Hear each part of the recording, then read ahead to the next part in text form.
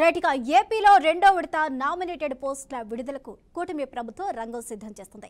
3 పార్టీల నాయకులు ఎంతో ఆశగా ఎదురు చూస్తూ ఉన్నారు.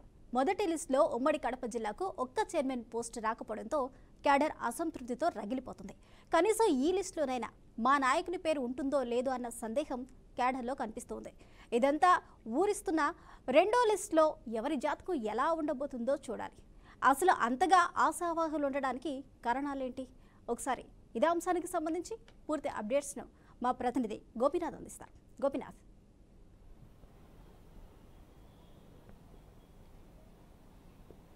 స్వప్న మొత్తం మీద రాష్ట్ర వ్యాప్తంగా 100 రోజులు దాటిపోయింది. ఇప్పటికే కూడా కూటమి ప్రభుత్వం అధికారంలోకి వచ్చి అయితే తొలి దశలో అంటే అందరూ ఎదురు చూశారు. గతంలో మనం ఒకసారి చూస్తున్నట్లయితే వైసీపీ అధికారంలోకి వచ్చిన సమయంలో 10-15 రోజుల్లోనే నామినేటెడ్ పోస్టులన్నీ కూడా కంప్లీట్ చేయడం జరిగింది. కానీ కూటమి ప్రభుత్వంలో దాదాపుగా 3 నెలలు అయిపోయింది, 4వ నెల కూడా గడుస్తుంది. ఇప్పటి వరకు కూడా కేవలం కొన్ని ప్రాంతాల్లో మాత్రమే తొలి దశలో నామినేటెడ్ పోస్టులు అనేది భర్తీ చేయడం జరిగింది. అయితే రాష్ట్ర వ్యాప్తంగా ఒక రకంగా అంటే తొలి దశలో కొంతమంది పేర్లు వస్తే కడప జిల్లాలో మాత్రం ఏ ఒక్కరికి కూడా తొలి దశలో లిస్టు విడుదల చేసిన నేపథ్యంలో నామినేటెడ్ పోస్టులకు సంబంధించి ఎవరికీ కూడా అవకాశం కల్పించలేదు.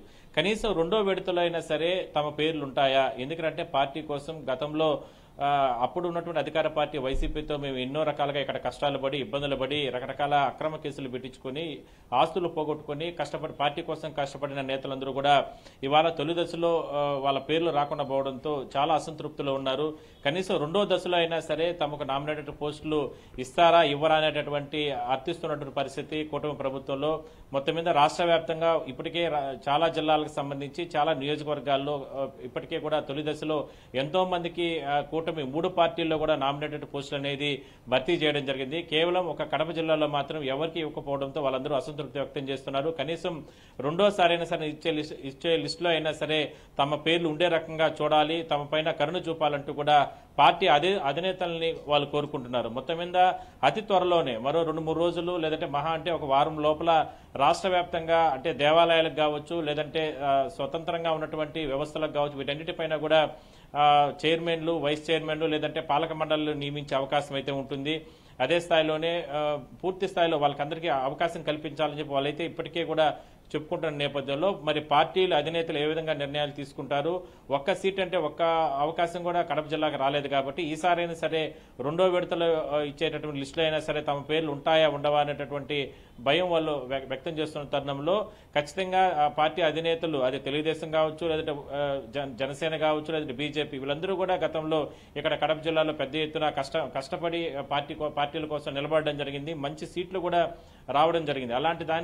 అలాంటి విషయంలో తొలి దశలో తమకు అవకాశం కల్పించలేదు ప్రధానంగా వాళ్ళ అసంతృప్తి వ్యక్తం చేస్తున్నారు. చాలా మంది బహిరంగంగా చెప్తున్నారు, కొంతమంది పార్టీని ధిక్కరిస్తే బాగుండదు కదా అనే ఉద్దేశంతో లోపల నలిగిపోతున్నట్లు మనకు తెలుస్తా ఉంది. స్వప్న, మరి చూద్దాం మరి పార్టీ అధినేతలు ఏ రకంగా నిర్ణయాలు తీసుకుంటారో. రాష్ట్ర వ్యాప్తంగా జరుగుతున్నటువంటి రెండో విడతకు సంబంధించినటువంటి నిర్ణయాలు ఏ విధంగా అంటే కూటమి అధినేతలు తీసుకుంటారు మనం వేచి చూడాలి. స్వప్న, రైట్, థ్యాంక్ యూ గోపీనాథ్.